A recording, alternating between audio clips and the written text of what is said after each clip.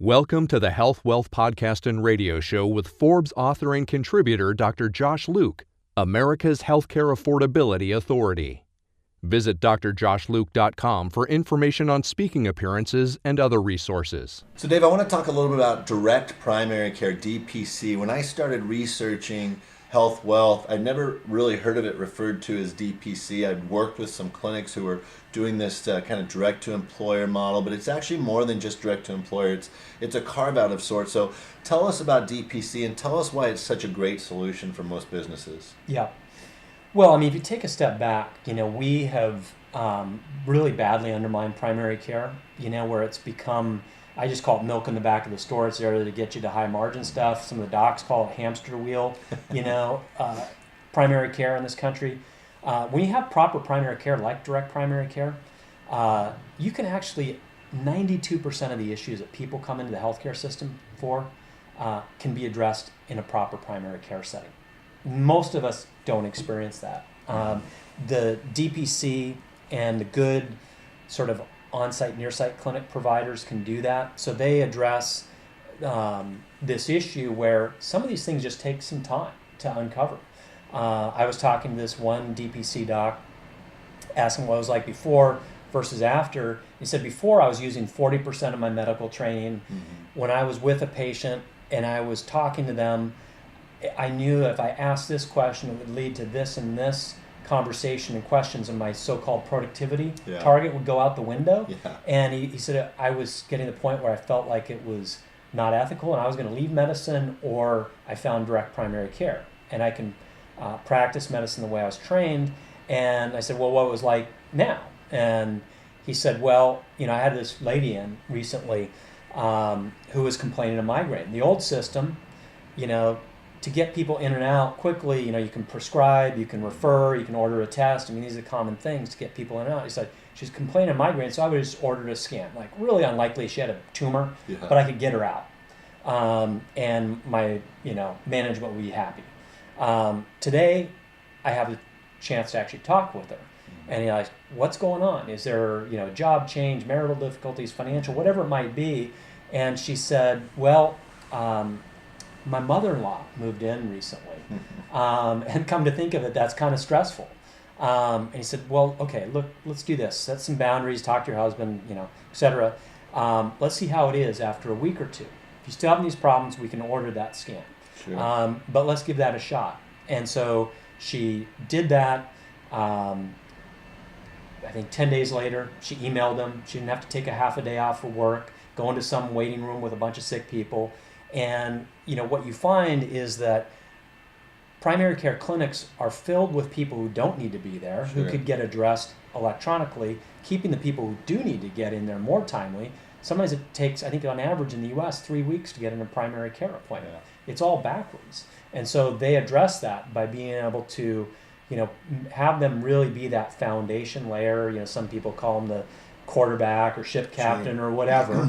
And that's really, it's almost a rebirth of primary care in this country. I mean, you look at the light kind of coming back in the eyes of primary care docs. It's really dramatic. Yeah, it's been exciting for me. I think of the 9 steps to health wealth that I identified, DPC is probably the most exciting, that one in integrative medicine. I know in Southern California, Transcend On-Site Care is doing some cool things in DPC.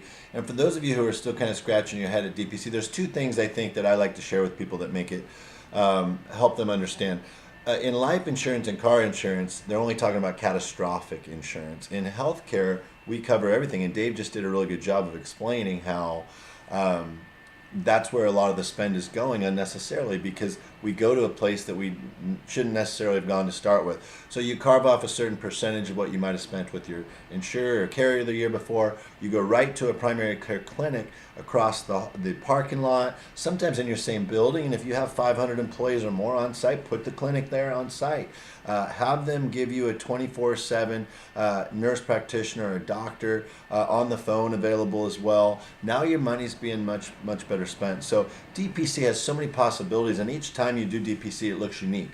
So it's not necessarily cookie cutter, but if you want to learn more about DPC, you can reach out to Dave or myself. It's a great concept, and it works just about everywhere with all size companies. So So Dave, tell me also, I noticed on your book you add, because it's free and it's available online, you're adding chapters as you go. Tell us about some of the new chapters. Yeah, there's 3 new chapters. One is around transparent pharmacy benefits. That's become a bigger and bigger spend area for employers. It's getting up to 15-20%. Used to be more like 5%. Yeah.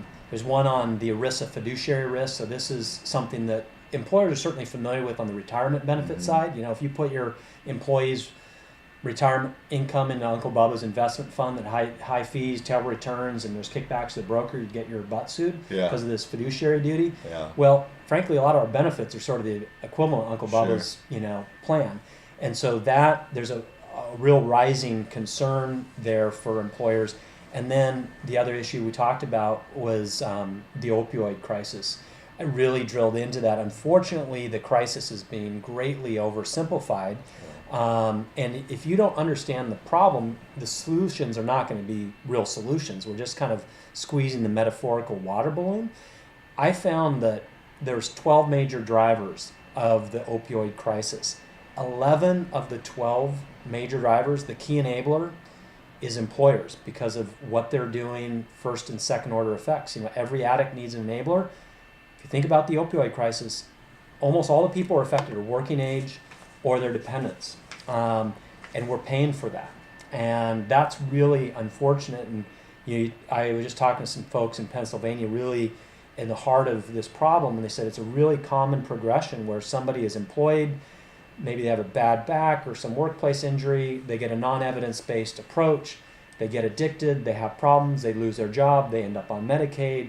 And then it gets to the point of incarceration, Hep C. It's like this terrible spiral. And all because, in a lot of cases, we just didn't have the right primary care to begin with in the first place. Well, and it gets the employer, as you said, not having kind of that health, wealth culture where you're giving your employees the resources they need to live healthy and make good decisions. So interesting. So tell me about your movie and tell me where you're at with your movie and what the goal of the movie is. Yep. Very early in the process. Originally, we were thinking documentary. We had a crowdfund, went very well, and got, inbound. In fact, in business partners, the former Disney Sony president said, look, if you want to reach a broad audience of scripted feature film, you can actually, kind of determine the narrative more specifically to address, kind of creating this sort of wake up America moment. If you look at the great societal changes, there's this grassroots movement that happens out of the eyes, out of the vision for most people, and then there's a catalytic event like Selma or, Food Inc., Super Size Me or Food Inc., these movies. And so then the question is, how do you actually address something that's going to be entertaining but informative and kind of create that wake-up moment? That's actually what caused me to really drill into the opioid crisis, because it is a microcosm of a larger dysfunction. Sure. So we're in the stage where we're doing kind of deep research and narrative development around that. I'm not Brad Pitt. I'm sure that's not breaking news to you. His last film took 10 years to get out, so it takes a while, so I can't tell you exactly when it's going to come out. We want to do it right. Mm-hmm. The nice thing is we can get further along in this grassroots movement. Sure. So what we want to have happen when people walk out of the movie, whether you're a PTA leader, you're a business leader, faith-based leader, whatever, we want to have a clear call to action and successes that they can follow. And so that's kind of a nice hand-in-glove fit with this, is we can kind of lay the foundation for that. That's great. So one of the things I wanted to get your opinion on, and the timing, my book came out January 18th. Within 30 days, Apple announces they're partnering with 12 health systems, put the electronic medical record in your hand. And even though that's not really necessarily in Dave's sweet spot or mine, what it's moving us towards is giving you the right to your medical record, which it's amazing that not only do you not own it, but you have to ask permission, pay for it, and wait, and you're made to feel like they're doing you a favor when you ask for it. Yeah. I know I used to be the guy doing that when I was the hospital CEO. A week later, Amazon, J.P. Morgan, Chase, and Berkshire Hathaway say, hey, we're going to blow it up and start over. Didn't give a lot of details, but I think the point was we've reached our tipping point. Yep. A week after that, Disney in Orlando, we've reached our tipping point. We're going to blow it up and go direct to employer. Then you even saw Intermountain Healthcare and Ascension bond together and say, we're blowing out our pharmacy and we're going to start over. There's only going to be lawsuits coming on that one, I'm sure. What does this all mean? This has been exciting for me. Yeah. All within 1 month of my book coming out, I'm like, the tipping point, we're there. Right. That's the whole perfect time. Intro paragraph to my preface. We've reached our tipping point. So tell me in your mind what these things mean. Yeah. Well, I think they reflect the fact that a lot of the so-called innovation people have been talking about in healthcare is the equivalent of optimizing oil lamp technology to get better lighting in homes and cities. And so it really, we've had this system that's developed over 100 years very randomly. We invented, x-rays, so we got a radiology department. We had a war, so there was wage control, so we had employer-based healthcare. All this stuff has been kind of cobbled together. Yeah. And these guys are saying we need a reset. And obviously, folks like Apple and Amazon and Disney, they know about totally rethinking things from the ground up. And so my prediction would be, I've written a little bit about this in more detail, but I think one of the things you'll see is the sort of thing that Amazon did. They have this retail grocery store in Seattle. Yep. It was available for 18 months. Have you been yet? I haven't. No, I got to actually get over there. It just got open. The thing it's was, about a month old now. Yeah, right? So it was just available to employees. Yeah. And then they opened up to everybody. I think that what you're going to see is a similar thing. Amazon actually hired my parents' doctor, who was part of IORA, one of these great next generation organizations. So they've been coy about what they're doing. But you think about not only where their big hubs are in terms of like Seattle for Amazon, but anywhere where, say, Whole Foods is, they've got 300 or 400 people per store. They can set these clinics up and, for the same reasons we've already been talking about, make it work for their employees, and that will justify it. But then they can open it up to their customers. Yep. And they know that literally people are spending less on food, clothing, housing, transportation because of healthcare costs. Yeah. So that can free up money. So not only can that cover the costs for something they'd want to have for their employees, but then it can free up money so that people can invest in these other things. And certainly, John Mackey, the CEO of Whole Foods, and many others, echo what Hippocrates said, let food be thy medicine. And so I think that will bring some of these things to life, and then they can expand out from there. Yeah. And of course, these guys operate very well in transparent, competitive markets, which healthcare hasn't been. Yeah. And I think that they, it is that tipping point. There's enough of these folks that, from the big guys like you mentioned, to, I hear time and again, some manufacturing CEO, third generation family business, they go, oh my God, we've been in the black forever. We're going to go in the red because of healthcare, and threaten our family business. We're not going to let that happen. Yeah. We're going to make the change. Maybe we weren't willing to do it a year or two ago. We're going to make it happen now. It's not going to be on my watch where our family business goes down. Or the other space we see a lot of activity is the public sector, where cities and school districts, they can increase taxes, and healthcare costs have devastated education budgets and so on. So I think you're absolutely right. The tipping point is here. And the public sector doesn't have a choice. The unions just, there's no money left. They can pound and scream all they want on the table, as they've done through the years, but there's nowhere else to go. So it's interesting that it's actually taking place in those boardrooms quicker than it is elsewhere at the time. So you it's interesting because in 2017, in my last book, Execute, there's a couple chapters about big EMR and how influential they are in hospitals. Although hospitals wag the dog of the insurers and therefore the American public, there's these two big EMR companies that are wagging the dog of the hospitals, and you literally can't get anything done. You can't get new innovations in because the two big companies go, oh, well, we got something like that, and we'll get to it when we get to it. And I remember saying last year in some interviews, because people said, well, who can change that? I said, well, there's about 6 companies globally that can change it, right?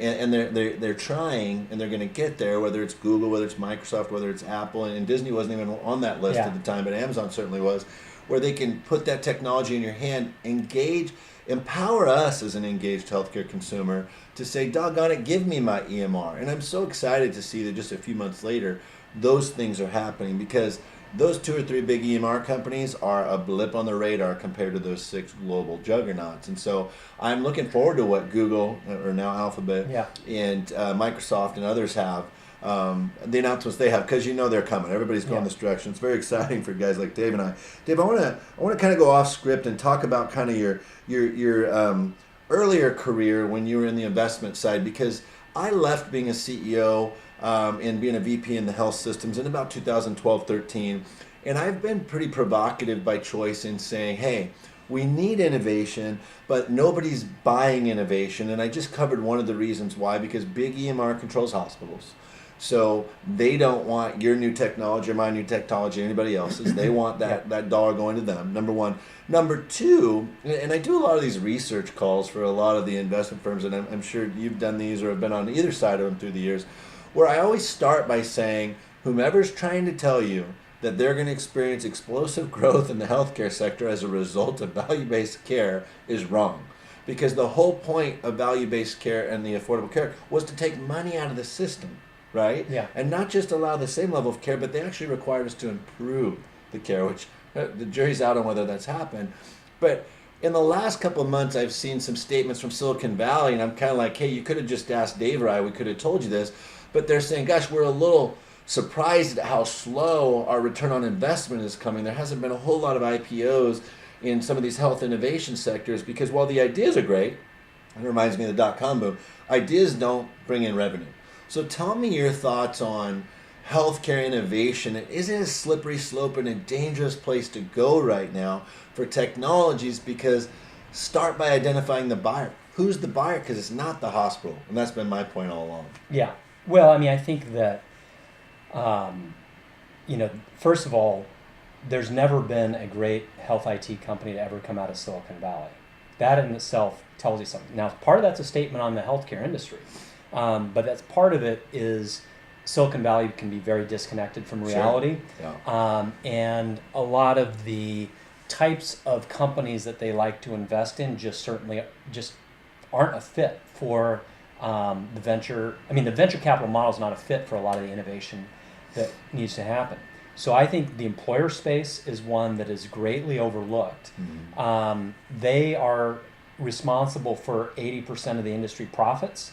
Probably about half of Americans get their benefits through their job.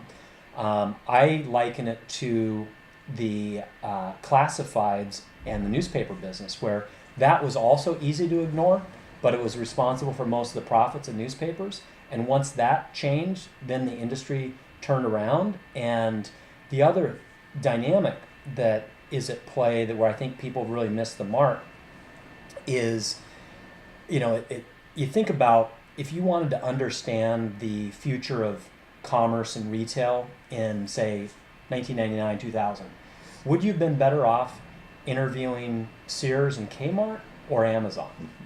Well, what you see in healthcare, and a lot of VCs are giving these companies bad advice, they're saying the equivalent of go study Sears and Kmart. And so a lot of the stuff is kind of like paving the cow path, and really versus a rethink. And, go back to the newspaper example, there were the equivalent of EMRs that were the publishing engines for these giant printing presses. And the printing presses are like hospitals. They were a source of barrier to entry and competitive advantage that then became a boat anchor. And the software then replaced the local media was not a tweaked version of the newspaper, gargantuan EMR-like software. Yeah. It was things like open source WordPress, and there was social media, all these other things. So I think that's a lot of the problem, is people aren't say, look, we need to rethink this from the ground up. Give you a good example in the primary care area, where for IORA, which we've talked about, my parents are actually in that. Probably one of the most important pieces of software in their operation isn't like an EMR, because most of the EMRs are just a glorified billing system. They're the software that does management for health coaches. And health coaches are really the anchor of that care delivery model, because most of the issues that people have are lifestyle related. Yeah. And that was an example that Rushika Fernandapule, who's the founder of it, talked about, where the short version is the health coach helped a patient navigate the bus and transit system because they were becoming socially isolated. Yeah. That had more effect on their diabetes and hypertension than any of the medications they were on Sure. before.